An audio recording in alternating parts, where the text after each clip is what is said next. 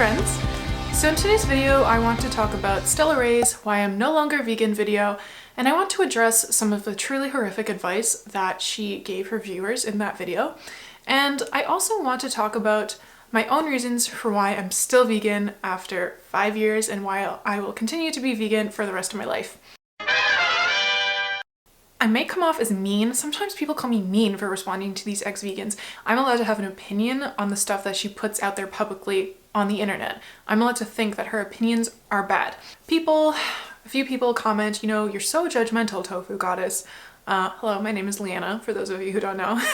But I would just say that everyone makes judgment calls on everything, right? If someone said, hey, I'm gonna start killing and eating dogs, would you not judge them to be a bad person, or at the very least judge that action to be immoral?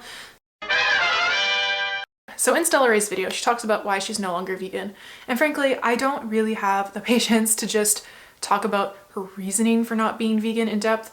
Basically, it just comes down to she wanted to eat animal products again and she was bloated a lot. That this is the right thing to do, both for myself and for people who watch me. I think the most important thing to do is to listen to yourself and your body and your intuition. No matter what everybody else around you is doing or telling you to do. But I just remember still experiencing bloating so much. I didn't ever want to wear crop tops or even swimsuits. I would have to like plan my meals around that because it was just so insane. It's not like I would get a little food baby after eating a burrito. It was like after every meal I was so like I looked pregnant. And again, I just remember thinking it was normal. So I remember one day I just decided to eat salmon. My body was just craving it so bad. My body was just craving it so bad.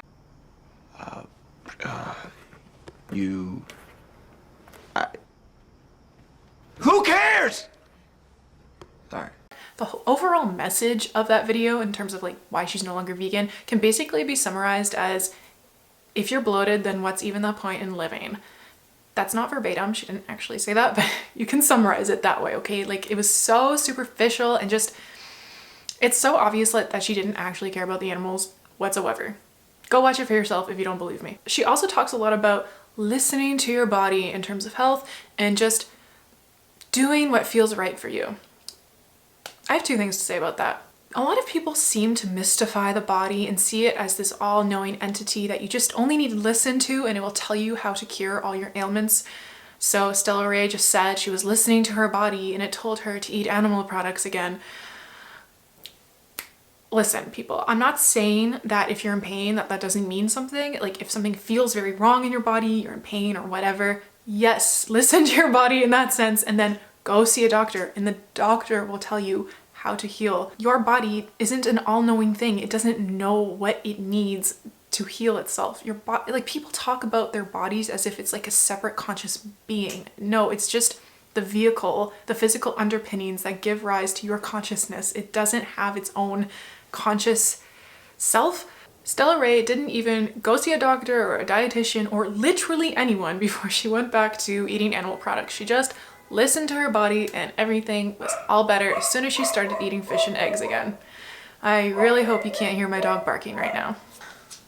Can I go under the bed? Stella Rae also suggests in her video that you just gotta do, at the end of the day, what's right for you.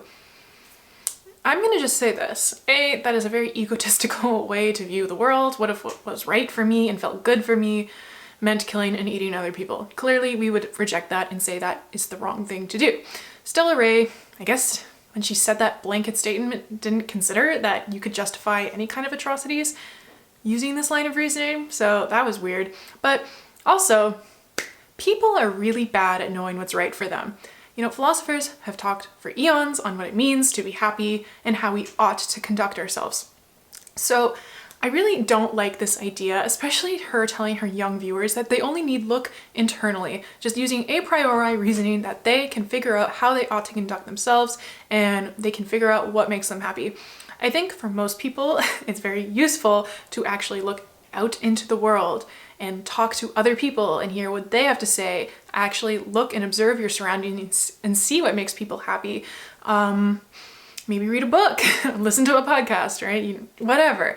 Just obtain that knowledge like from outside yourself. Stella Rae seems to think that a lot of knowledge can just come from within, whether that's just from the body itself or just doing what feels right in the moment, is really what she's basing it on.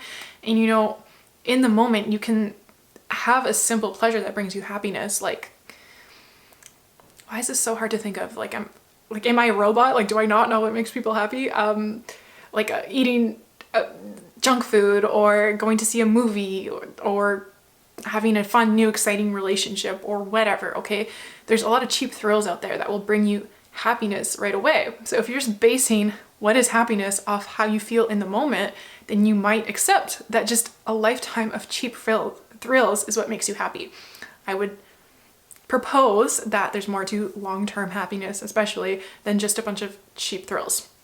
And according to Stella Rae and her reasoning, though, giving into cheap thrills would make you happy, as per her own line of reasoning. So I just wanted to say that I really disagree with her advice there, and I would really encourage anyone who wants to know how they ought to conduct themselves, how they should go about life in a way that will make them happy. If they're interested in that, then definitely like go out into the world and observe the world and listen to other people. And also, you know, you can use your own reasoning. You can look internally as well and just think about things without external influence. I'm not saying there's no use in that, absolutely not. I'm just saying that there's more to it than just going off of surface feelings and emotions.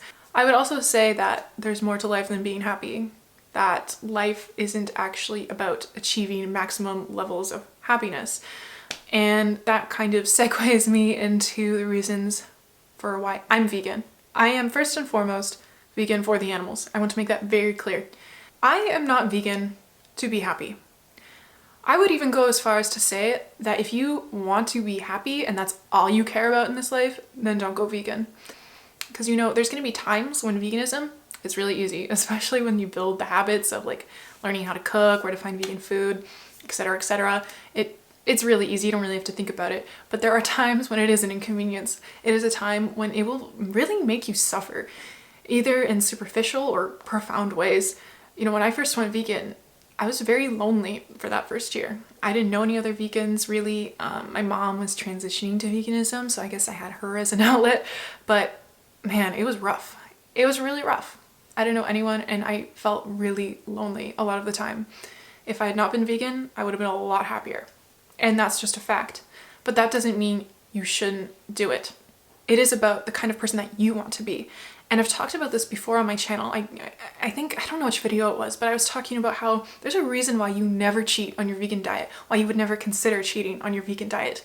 Because if it was truly just about the animals in terms of like reducing their suffering and granting them basic rights, then why would you never just one time buy a tiny piece of dairy cheese on your otherwise completely vegan meal, because that 1 cent is realistically not going to have a measurable impact on the animal agriculture industry.